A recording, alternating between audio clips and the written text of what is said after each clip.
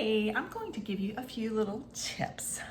First of all, I just made a chocolate pie, so I needed my egg yolks for the pie, and I saved the whites for meringue. So I used our, oops, I don't want to spill them out. Let me see if I can turn it down. So you can see my egg whites are in the bowl. And let me grab this out of the sink and show y'all our egg separator. Sorry, it's wet because I have it in a sink dishwasher. So it is great. It's the handle folds up for easy use. It fits on bowls. This opens up if you have a larger bowl that you need to do it. But you break your egg, you put the egg in here, and just kind of jiggle it around because sometimes that white is super thick. So you just jiggle it around and the white falls through and you're left with a perfect egg yolk. Let me put this up and dry my hands because that was wet. So a couple of tips about making meringue that I have learned over the years because I've done this wrong. You beat the egg whites until they start getting thick and start forming peaks. Then you add your sugar. Now, I thought I would be smart and add all the sugar at one time. It doesn't work that way. When it says add 1 tablespoon at a time, add 1 tablespoon at a time. Beat it a little, then add the next tablespoon. Beat it, then add the next. But back to the yolks. This is another mistake I made. I cracked an egg in there, the yolk broke. Well, I got most of it out. There was only like a couple of little specks of yellow in it. I thought it would work. Oh, I got most of it out. It doesn't work. So even though our egg separator is pretty, I love it. It's the first time I've used it because it's new. But a tip, because sometimes the yolk, the membrane on the yolk might be kind of thin and it breaks easily. Take a separate little bowl, break your yolk or break your egg on there, separate it. Then put the yolk where it needs to go and the egg where it needs to go. Because if that yolk breaks, you haven't ruined, if it was your last egg, you have not ruined your whole bowl that you're using for meringue.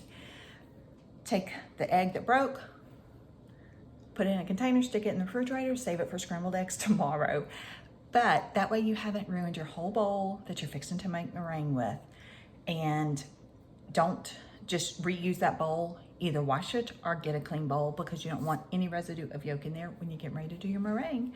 So now I have our Flex Plus here and I am fixing to get busy making meringue. Let's see if I can turn this down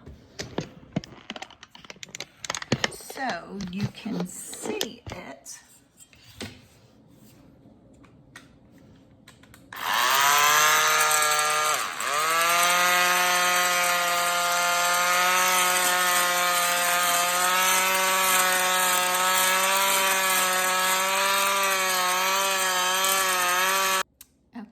Turned it off so you wouldn't hear that noise the whole time, but you can kind of see how it's starting to form little peaks and it's starting to get thick. So now, let me see if I can lay that here. I'm going to, let me put it to the side. I'm going to add our cream of tartar. And it doesn't take much cream of tartar. And then I'm going to add 1 tablespoon of our sugar. And then I'm going to beat that. And then we will add some more and I will show you what it looks like when it's done.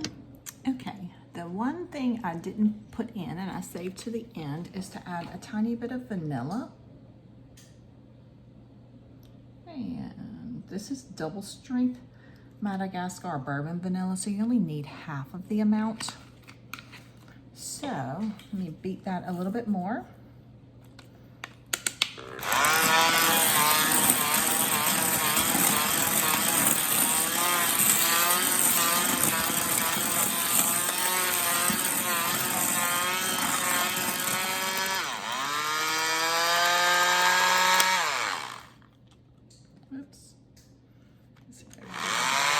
Okay, you can see how stiff the meringue is now. So it is perfect for putting on the pie. So I'm going to show you. I'm gonna dump it all on here.